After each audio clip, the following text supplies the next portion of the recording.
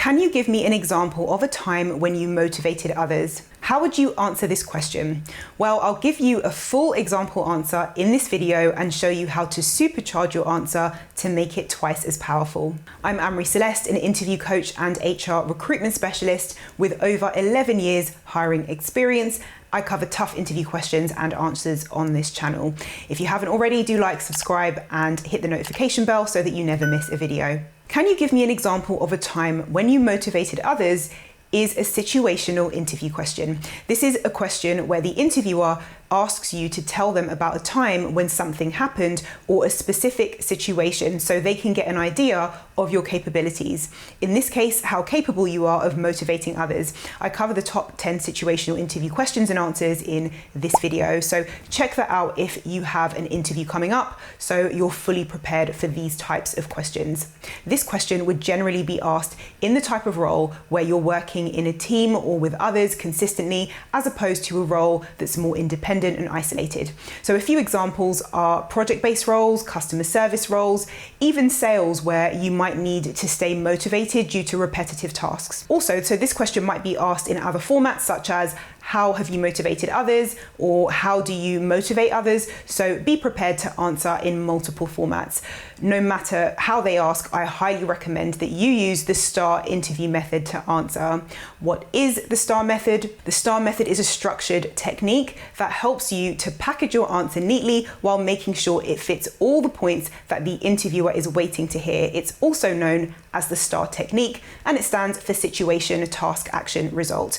And I've dedicated this video to 4 solid example answers using the STAR method, so I'll link that video in the description box below. So in your answer, you would include all of those 4 points, the situation, task, action, and result. So here's an example answer to can you give me an example of a time when you motivated others? I consider myself to be naturally motivated, and I've developed a reputation for being someone who enjoys motivating others. A few years ago, my company held a charity event to make money for cancer research. I was put in charge of motivating my colleagues to take part in the event. Now, in this first part of the answer, you're laying the groundwork for the example you're about to give, because if you're asked this question, then it's a character trait that is required for the role. So here, you're confidently saying that you're naturally motivated and actually enjoy motivating others. In your answer, try to include a bit of pretext if you can. It's not mandatory, but it adds a bit of authenticity. Then here you move into a solid example. So the first part of the STAR method, which you must include in your answer. So one of the most common mistakes candidates make is when they are asked a situational question, they answer by explaining how they tend to motivate other people by being a certain way, like listening or being helpful, or they'll say, this is how I would do it, as opposed to, this is how I have done it, here is a solid example. So here you can see the example and the first part of the STAR method, the situation, which was that the company was holding a charity event, and the task was that you needed to motivate your colleagues to attend, which is actually a great way to back up the first part where you said you've developed a reputation for motivating colleagues. If the company or management have come to you to generate interest and motivate people, it ties into that first part of the answer. So again, in your own answer, try to ensure that your example ties into what you're claiming. So here's the second part of the answer. To do this, I sent out weekly emails highlighting the importance of the cause and sharing personal stories about how this illness had affected the lives of people I knew. I also organised a team building event where we all went out to volunteer at a local cancer centre.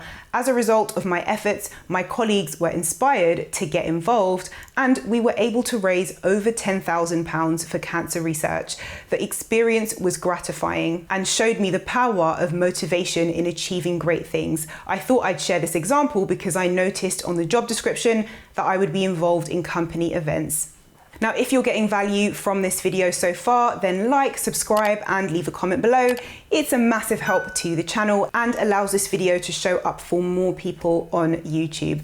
And there are other ways you can support the channel in the description box below this video. So in the second part of the answer here, you've covered not one, but two actions you took to motivate others, and you've also included the result.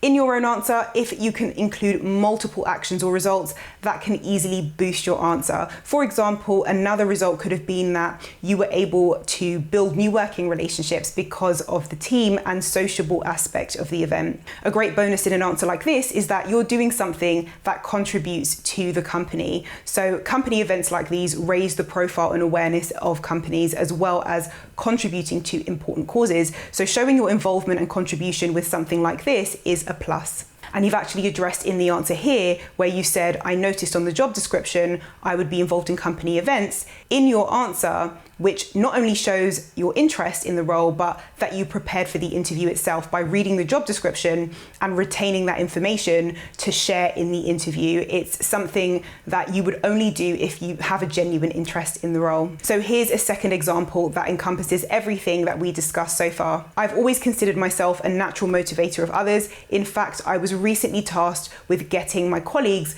to take company-wide training. It wasn't mandatory, but it was highly beneficial. I knew it wouldn't be easy to get everyone on board as it wasn't compulsory. So initially no one was interested, but I was determined to find a way to generate interest and motivate my colleagues to get involved. I decided to start by appealing to people's sense of competition. I created a sign-up sheet and put it in a prominent place in the office. After getting approval from management, I then offered incentives for those who completed the courses, such as small gift cards or a duvet day. This worked like a charm, and within a few hours, the sheet was full. I also started circulating an email with information about the training, highlighting the benefits of taking part.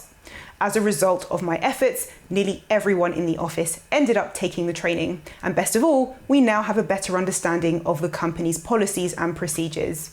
So again, with this answer, we used the STAR method here. The situation was being tasked with a company-wide training. The task was to motivate people to take part. Really common issue. When people are getting on with their day jobs, no one wants to do training modules. So in this example, you've come up with creative incentives to get people excited, interested, and most importantly, motivated.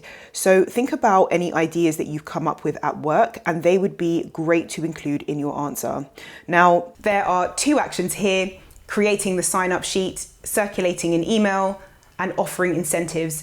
And the results were clear. People signed up within a few hours and almost everyone participated in the training. If you struggle with tough interview questions and answers, you can grab a copy of this free guide covering the top 20 most common interview questions and answers.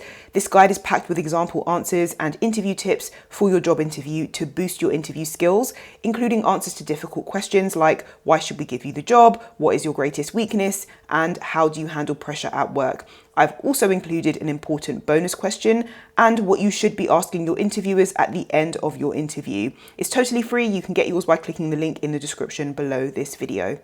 Now, I hope you found this helpful. Like, subscribe, and leave a comment below if you did, and I will see you in the next video.